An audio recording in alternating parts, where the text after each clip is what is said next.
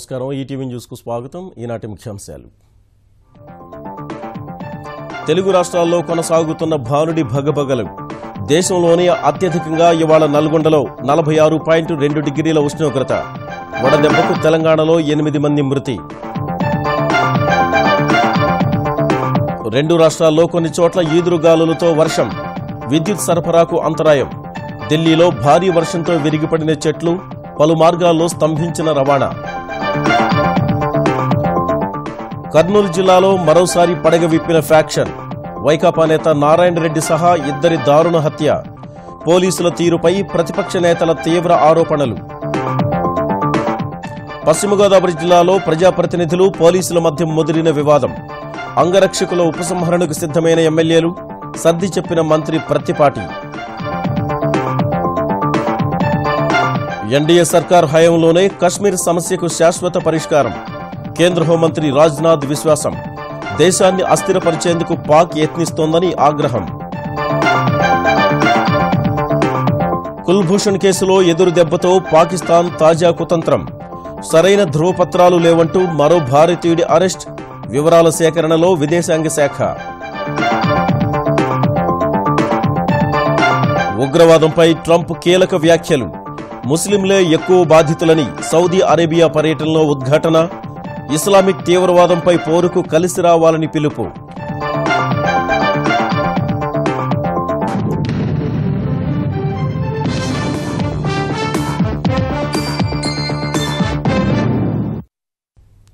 తెలుగు రాష్ట్రాలను ఎండలు ఠారెత్తిస్తున్నాయి. నల్గొండలో ఇవాళ దేశంలోనే అత్యధికంగా 46.2 డిగ్రీల గరిష్ట ఉష్ణోగ్రత నమోదైంది. భానుడి భగభగలకు తాళలేక 8 మంది మృత్యువాత పడ్డారు. నైరుతి ఆలస్యంతో పాటు వాయువ్య ఉష్ణగాలుల ప్రభావం వల్ల మరో 2-3 రోజులు వేడిగాలులతో పాటు అధిక ఉష్ణోగ్రతలు నమోదవుతాయని వాతావరణ శాఖ హెచ్చరించింది. తెలుగు రాష్ట్రాల్లో భానుడి భగభగలతో గరిష్ట ఉష్ణోగ్రతల్లో కొత్త రికార్డులు నమోదవుతున్నాయి. ఇవాళ 46.2 డిగ్రీల గరిష్ట ఉష్ణోగ్రతతో నల్గొండ దేశంలోనే అత్యధికంగా సూర్యతాపాన్ని చవిచూసిన వేళ జిల్లాలోని నిమ్మకల్లులో రోళ్లు కూడా పగిలాయి. నల్గొండ తర్వాత రామగుండంలో 46 డిగ్రీలు, ఖమ్మం, భద్రాచలం, ఆదిలాబాద్, నిజామాబాద్, మహబూబ్ నగర్లో 45, హన్మకొండ, మెదక్లో 44, హైదరాబాద్ 43, హకీంపేటలో 41 డిగ్రీల గరిష్ట ఉష్ణోగ్రతలు నమోదయ్యాయి. భారీ ఉష్ణోగ్రతలతో నిప్పులు కొలిమిలా మారిన తెలంగాణలో వడదెబ్బకు పలువురు ప్రాణాలు కోల్పోయారు. సూర్యాపేట జిల్లా బేతోలులో వడదెబ్బతో రామనర్సయ్య అనే వ్యక్తి మృతి చెందగా, యాదాద్రి భువనగిరి జిల్లా చౌటుప్పల్లో చేనేత కార్మికుడు స్వామి ప్రాణాలు విడిచారు. నేలకొండపల్లిలో వడదెబ్బతో 30 ఏళ్ల మహిళ చనిపోగా, మహబూబ్ నగర్ నెల్లకొండలో ఓ వ్యక్తి, మహబూబాబాద్ అర్పనపల్లిలో ఆటో డ్రైవర్ ప్రాణాలు విడిచారు. హైదరాబాద్ సహా తెలంగాణలోని నగరాల్లో ఎండ తీవ్రతతో ప్రజలు ఇళ్లకే పరిమితమవుతున్నారు. ఎప్పుడూ రద్దీగా ఉండే రోడ్లన్నీ నిర్మానుష్యంగా కనిపించాయి.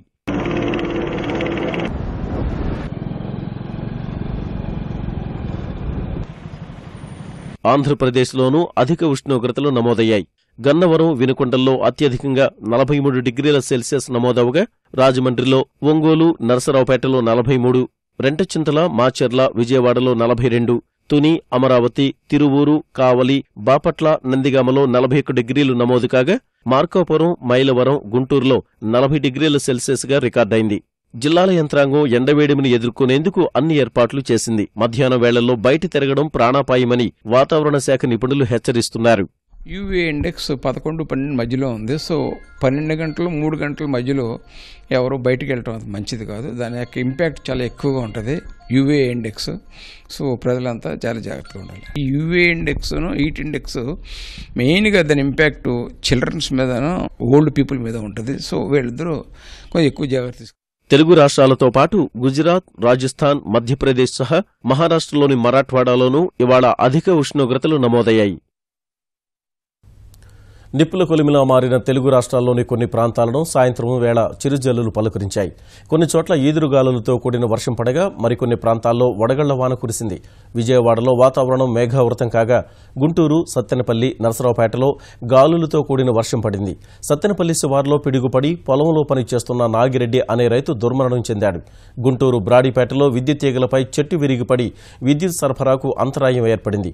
అటు తెలంగాణలోనూ వరుణుడు కొన్ని చోట్ల కరుణించాడు. ఖమ్మం జిల్లా కామిపల్లి మండలంలో ఈదురుగాలులతో కూడిన వర్షం పడగా ఖమ్మం ఇల్లందు రహదారిపై గాలులకు చెట్టుకోలి వాహనాల రాకపోకలకు తీవ్ర అంతరాయం ఏర్పడింది. తీవ్ర గాలుల దృష్ట్యా జిల్లాలో అనేక ప్రాంతాల్లో విద్యుత్ సరఫరా నిలిపేశారు. తిరుమలాయపాలెం పరిధిలో వడగళ్ల వాన కురిసింది. దేశ రాజధాని ఢిల్లీ వాసుల్ని వరుణుడు కరుణించాడు. భారీ గాలులతో కూడిన వర్షం కారణంగా ఉష్ణోగ్రతలు దిగొచ్చాయి. ఎడతెరిపిలేని వర్షం కారణంగా రోడ్లన్నీ జలమయం కాగా లోతట్టు ప్రాంతాలకు వర్షపు నీరు చేరింది. తీవ్రమైన గాలులు ధాటికి భారీ చెట్లు కూడా నేలకొరిగాయి. పలు ప్రాంతాల్లో ట్రాఫిక్కు అంతరాయం ఏర్పడింది.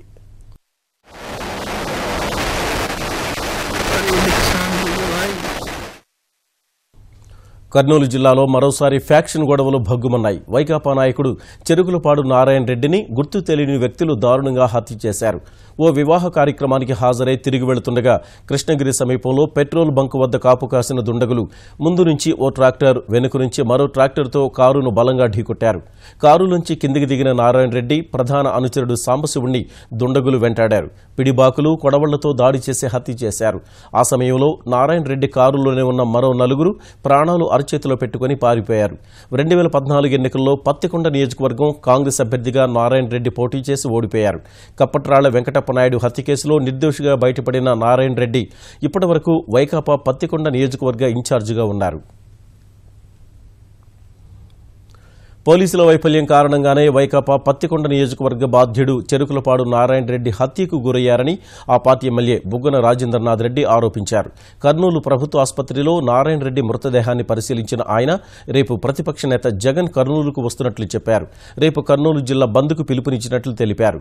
నారాయణ రెడ్డి మృతదేహాన్ని కేంద్ర మాజీ మంత్రి కోట్ల సూర్యప్రకాష్ రెడ్డి, గౌరు చరితారెడ్డి కూడా పరిశీలించారు.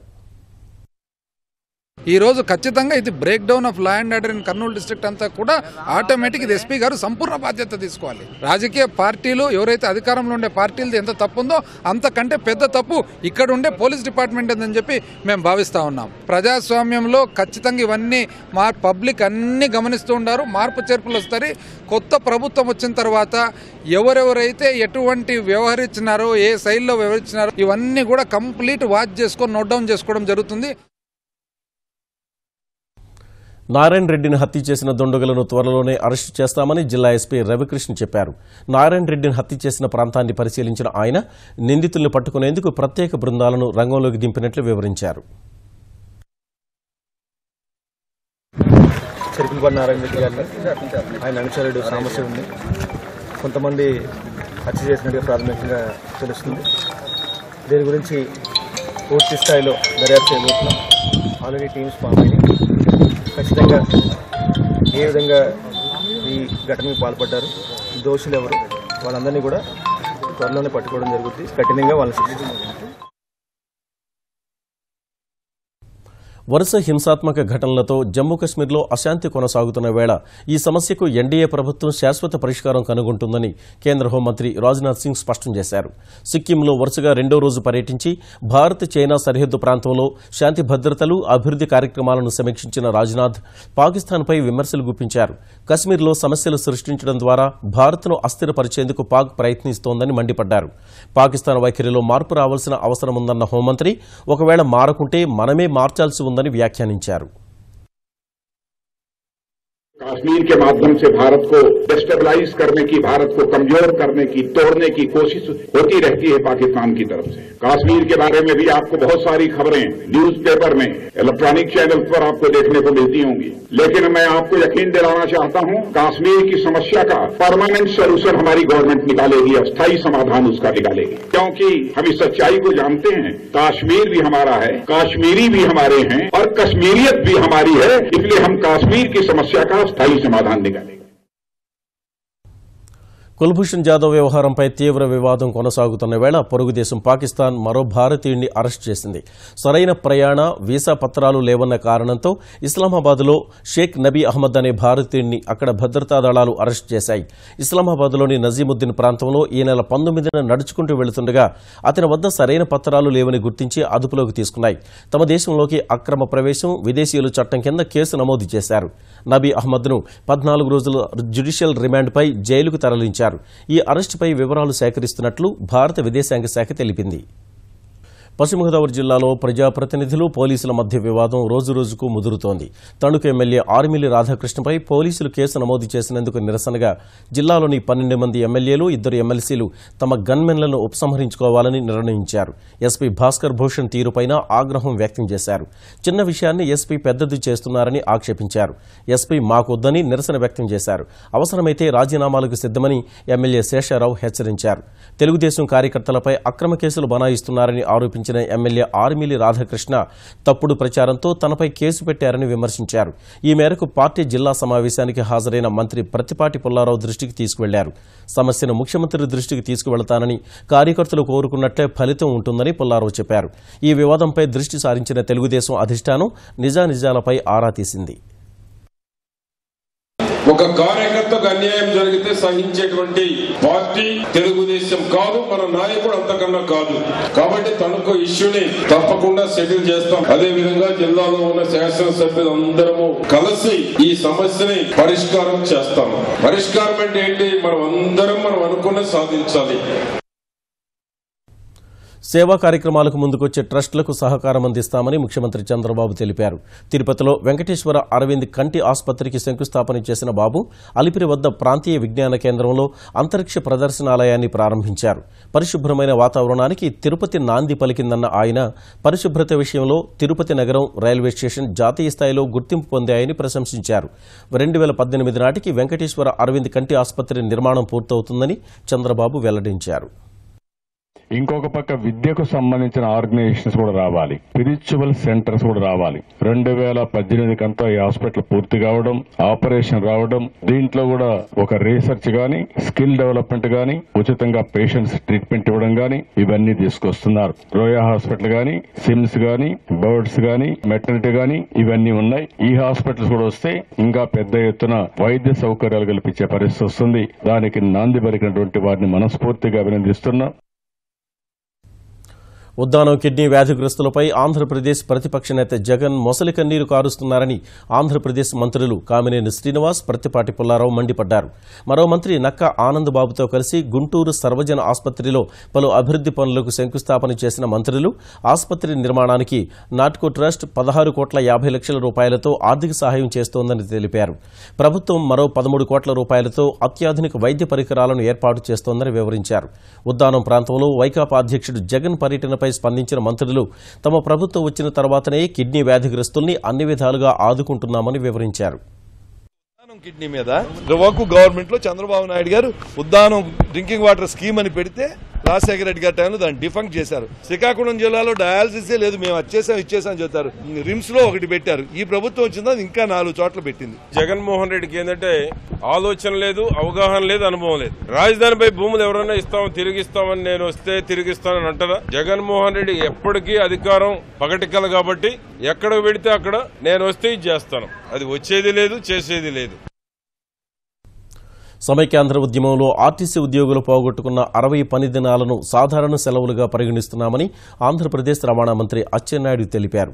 శ్రీకాకుళంలోని ఆర్టీసీ కాంప్లెక్స్లో నూతనంగా నిర్మించిన పోర్టికోను ప్రారంభించిన ఆయన నష్టాల్లో ఉన్న ఆర్టీసీని గట్టెక్కించేందుకు యాజమాన్యంతో కలిసి పనిచేస్తామని చెప్పారు. ప్రభుత్వం రంగంలో ఉన్నటువంటి అందరి ఎంప్లాయీస్ కూడా 60 రోజులు క్యాజువల్ లీవ్ కూడా ఇచ్చింది. కానీ ఆర్టీసీలో ఇవ్వలేదు. గత 2 సార్లు ఆ ఫైలు ప్రభుత్వంకి రావడం, రిజెక్ట్ అవడం జరిగింది. ఆ 60 రోజులు క్యాజువల్ లీవ్ కూడా మంజూరు చేస్తున్నట్టుగా ఈ సందర్భంగా కార్మికులందరికీ కూడా నేను తెలియజేస్తున్నాను. వచ్చే సంవత్సరం నుంచి సాగుకు 24 గంటల విద్యుత్ ఇచ్చేందుకు కేసీఆర్ సర్కార్ ప్రణాళికలు సిద్దం చేస్తున్నట్లు తెలంగాణ నీటిపారుదల మంత్రి హరీష్ రావు తెలిపారు. సంగారెడ్డి జిల్లా జహీరాబాద్లో సీడీసీ చైర్మన్ ఉమాకాంత్ పాటిల్ ప్రమాణ స్వీకారం కార్యక్రమానికి హాజరైన ఆయన రైతులకు 24 గంటలు కరెంట్ ఇచ్చే రాష్ట్రంగా తెలంగాణ ఆవిర్భవించబోతోందని చెప్పారు. ఎరువుల కోసం ఎకరాకు అందించే ప్రోత్సాహకాన్ని పండ్ల తోటలకు వర్తింపచేసేలా మార్గదర్శకాలు జారీ చేయనున్నట్లు చెప్పారు. రైతాంగానికి 9 గంటల పగటిపూట కరెంట్ ఇవ్వడం వల్ల మంచి పంటలు పండించుకోగలుగుతా ఉన్నారు. గౌరవ ముఖ్యమంత్రి కేసీఆర్ గారు ఒకటే మాట అన్నారు, ఇంకొక సంవత్సరం కల్లా మీ బావి కాడ, మీ బోరు కాడ కూడా 24 గంటల కరెంటు రైతులకు కూడా అందిస్తారు టీఆర్ఎస్ ప్రభుత్వం. మనం చేస్తాం. మా రైతన్న ఎప్పుడు కావాలంటే అప్పుడు బావి కాడ, బోరు కాడ స్టార్టర్ వస్తుంటే మోటార్లో నీళ్లు పట్టాయి. పల్లెపల్లెకు భారతీయ జనతా పార్టీని చేరువ చేయడమే లక్ష్యంగా నల్గొండ, హైదరాబాద్ జిల్లాల్లో భాజపా అధ్యక్షుడు అమిత్ షా పర్యటన కొనసాగుతుందని ఆ పార్టీ తెలంగాణ అధ్యక్షుడు లక్ష్మణ్ తెలిపారు. రేపటి నుంచి 3 రోజులు సాగే ఈ పర్యటనలో అమిత్ షా గ్రామీణ ప్రాంతాల ప్రజలతో మమేకమవుతారని, ప్రతి గ్రామంలో కులవృత్తులు నిర్వహిస్తున్న వారు, విద్యావంతులు, బీసీ సంఘాలతో భేటీ అవుతారని లక్ష్మణ్ చెప్పారు.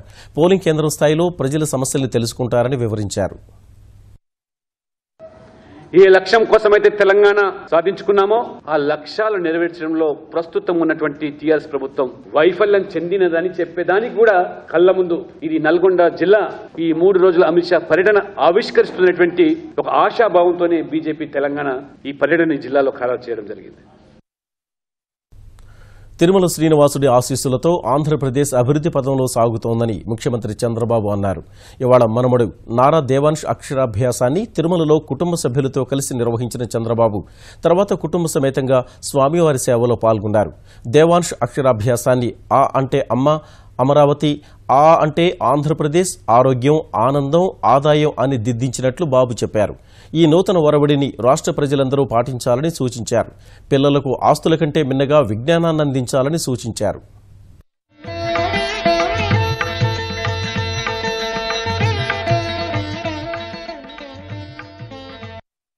రాబోయే రోజుల్లో ప్రపంచం మొత్తం నాలెడ్జ్ ఎకానమీతో ముందుకు పోతుంది. ఎంత ఆస్తులు సంపాదించామనేది ముఖ్యం కాదు, ఎంత నాలెడ్జ్ని మన పిల్లలకి, యువతకి ఇచ్చామనేది చాలా ముఖ్యం. అందుకే నేను నాలెడ్జ్ పైన ఎక్కువ శ్రద్ధ పెడుతున్నాను. ప్రతి ఒక్కరిని ఒక ఉన్నతమైన విలువలతో కూడిన వ్యక్తులుగా తయారు కావాలి. అలాంటి సాంప్రదాయాలకి మనం నాంది పలకాల్సిన అవసరం ఉంది. సమాజం పట్ల ప్రతి ఒక్కరు కూడా బాధ్యత తీసుకోవాలి. అప్పుడే సమాజం కూడా బాగుపడుతుంది. వేసవి సెలవులతో పాటు వారాంతం కావడం వల్ల తిరుమలలో భక్తుల రద్దీ భారీగా పెరిగింది. నిన్న ఒక్కరోజే స్వామివారిని 1,00,000 మందికి పైగా దర్శించుకోగా ఇవాళ కూడా అదే పరిస్థితి కనిపిస్తోంది. సర్వదర్శనం కోసం బారులు తీరిన భక్తులతో క్యూ లైన్లు ఆల్వార్ ట్యాంక్ ప్రవేశం వరకు రాగా వైకుంఠం కాంప్లెక్స్లోని 32 కంపార్ట్మెంట్లు నిండి దాదాపు కిలోమీటర్ మేర క్యూ లైన్లలో వేచి చూస్తున్నారు. దివ్య దర్శనానికి వెళ్లే భక్తులకు స్వామివారి దర్శనం పూర్తవడానికి 8 గంటలు, సర్వదర్శనం భక్తులకు 10 నుంచి 12 గంటల సమయం పడుతోంది. ఎక్కువసేపు క్యూ లైన్లలో వేచి ఉండడం వల్ల భక్తులు ఇబ్బందులు పడుతున్నారు. చిన్నపిల్లలతో వచ్చిన వారి ఇక్కట్లు ఎక్కువగా ఉన్నాయి. అద్దె గదులన్నీ నిండిపోగా చాలా మంది తిరుమలలో రోడ్లపైనే సేదతీరుతున్నారు. తలనీలాల మొక్కు తీర్చుకునేందుకు కూడా 4-5 గంటలు పడుతోంది. రేపటికి రద్దీ కాస్త తగ్గే అవకాశం ఉంది. ముస్లింలకు అమెరికా వ్యతిరేకం కాదని ఆ దేశ అధ్యక్షుడు డొనాల్డ్ ట్రంప్ స్పష్టం చేశారు. సౌదీ అరేబియా పర్యటనలో ఉన్న ఆయన ఉగ్రవాదంపై పోరు మంచి చెడు మధ్య యుద్ధంగా అభివర్ణించారు. ఉగ్రవాద బాధితుల్లో ఎక్కువ మంది ముస్లింలేనన్న ట్రంప్ ఇస్లామిక్ తీవ్రవాదంపై ఉమ్మడి పోరుకు ముందుకు రావాలని పిలుపునిచ్చారు. ఇది వివిధ మతాలు, వర్గాలు, నాగరికతలపై పోరు కాదన్న ట్రంప్ అమాయక ప్రజల ప్రాణాలను బలిగొనే కరడుగట్టిన నేరస్తులపై పోరాటమని వివరించారు. There is still much work to be done. That means honestly confronting the crisis of Islamic extremism and the Islamists and Islamic terror of all kinds. We must stop what they're doing to inspire, because they do nothing to inspire but kill. And we are having a very profound effect if you look at what's happened recently. సౌదీలో ద్వైపాక్షిక కార్యక్రమాల్లో తీరిక లేకుండా గడుపుతున్న Trump కాసేపు నృత్యంతో అలరించారు. Trump గౌరవార్థం Saudi రాజు అబ్దుల్లా అజీజ్ ఏర్పాటు చేసిన విందులో ట్రంప్ అక్కడి కళాకారులతో కలిసి కాసేపు కాలు కదిపారు.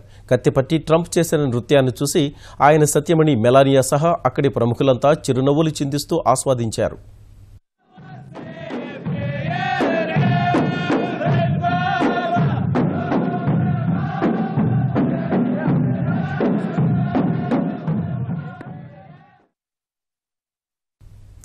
అమెరికాతో కయ్యానికి కాలు దూవుతున్న ఉత్తర కొరియా మరోసారి రెచ్చగొట్టే చర్యలకు దిగింది. వారం రోజుల్లో రెండోసారి క్షిపణి ప్రయోగించింది. ఈ విషయాన్ని దక్షిణ కొరియా, అమెరికా ధృవీకరించాయి. ఈ మధ్యాహ్నం మధ్యశ్రేణి బాలిస్టిక్ క్షిపణిని ప్యాంగ్యాంగ్ పరీక్షించినట్టు తెలిపాయి. గత వారం ఉత్తర కొరియా క్షిపణి పరీక్ష నిర్వహించగా అది విజయవంతమైంది. అమెరికా అధ్యక్షుడిగా ట్రంప్ బాధ్యతలు స్వీకరించిన తర్వాత ఉత్తర కొరియా 7 సందర్భాల్లో కనీసం 10 క్షిపణుల్ని పరీక్షించింది. ముమ్మారు తలాకుకు ముగింపు పలికేందుకు అవసరమైతే చట్టం తీసుకొచ్చేందుకు కేంద్రం సిద్ధంగా ఉందని కేంద్ర సమాచార మంత్రి వెంకయ్యనాయుడు బెంగళూరులో చెప్పారు. ముస్లిం వర్గాల్లో అంతర్గత చర్చల ద్వారా తలాక్ అంశంలో సరైన నిర్ణయం వెలువడుతుందని ఆశిస్తున్నట్లు తెలిపారు. ముమ్మారు తలాక్ను సాంఘిక రుగ్మతగా పేర్కొన్న వెంకయ్య హిందూ మతంలోనూ కొన్ని దురాచారాలున్నాయని, మహిళలకు చేటు చేసే అలాంటి రుగ్మతలకు చరమగీతం పాడాల్సిన సమయం ఆసన్నమైందన్నారు. This has nothing to do with this religion or that religion. It's an issue of gender discrimination and gender justice. So I expected the society to come forward and then give proper response to the same. Like I mentioned, dowry, Pati Sagmana, child marriage, all these things the society came forward and finally law also is made. మాజీ రాష్ట్రపతి, భారతదేశ క్షిపణి పితామహుడు APJ Abdul కలాంను America అంతరిక్ష పరిశోధనా సంస్థ NASA సమున్నత రీతిలో గౌరవించింది. కేవలం అంతరిక్షంలో మాత్రమే కనిపించే కొత్త బ్యాక్టీరియాను కనుగొన్న నాసా దానికి అబ్దుల్ కలాం పేరు పెట్టింది. భూమి మీద మరెక్కడా కనిపించని ఈ బ్యాక్టీరియాకు కలాం పేరు స్ఫురించేలా సొలిబాసిల్లస్ కలామీ పేరు పెట్టి ఆయనకు అపూర్వ గౌరవం కల్పించింది. రోదిస్లోని అంతర్జాతీయ అంతరిక్ష కేంద్రంలో కనుగొన్న ఈ బ్యాక్టీరియాపై నాసా అనుబంధ జెట్ ప్రపల్షన్ పరిశోధన సంస్థ జేపీఎల్ పరిశోధన జరుపుతోంది. తాము కనుగొనే కొత్త బ్యాక్టీరియాలకు ప్రముఖ శాస్త్రవేత్తల పేర్లు పెట్టడంలో భాగంగానే ఈ నిర్ణయం తీసుకున్నట్లు జేపీఎల్ తెలిపింది. ఇక ఈనాటి ముఖ్యాంశాలు మరోసారి. తెలుగు రాష్ట్రాల్లో కొనసాగుతున్న భానుడి భగభగలు. దేశంలోనే అత్యధికంగా ఇవాళ నల్గొండలో 46.2 డిగ్రీల ఉష్ణోగ్రత. వడదెబ్బకు తెలంగాణలో 8 మంది మృతి. 2 రాష్ట్రాల్లో కొన్ని చోట్ల ఈదురుగాలులతో వర్షం. విద్యుత్ సరఫరాకు అంతరాయం. ఢిల్లీలో భారీ వర్షంతో విరిగిపడిన చెట్లు, పలు మార్గాల్లో స్తంభించిన రవాణా. కర్నూలు జిల్లాలో మరోసారి పడగ విప్పిన ఫ్యాక్షన్. వైకాపా నేత నారాయణ రెడ్డి సహా 2 దారుణ హత్య. పోలీసుల తీరుపై ప్రతిపక్ష నేతల తీవ్ర ఆరోపణలు. పశ్చిమ గోదావరి జిల్లాలో ప్రజాప్రతినిధులు, పోలీసుల మధ్య ముదిరిన వివాదం. అంగరక్షకుల ఉపసంహరణకు సిద్ధమైన ఎమ్మెల్యేలు, సర్ది చెప్పిన మంత్రి ప్రత్తిపాటి.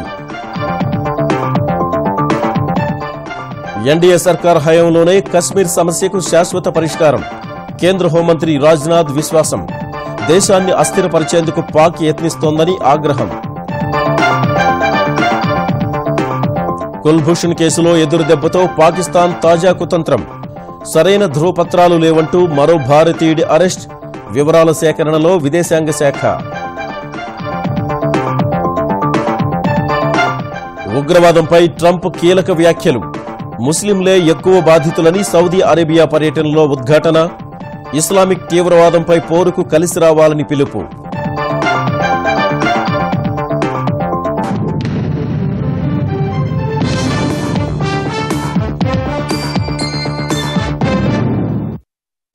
ఈటీవీ న్యూస్ సమాప్తం. నమస్కారం.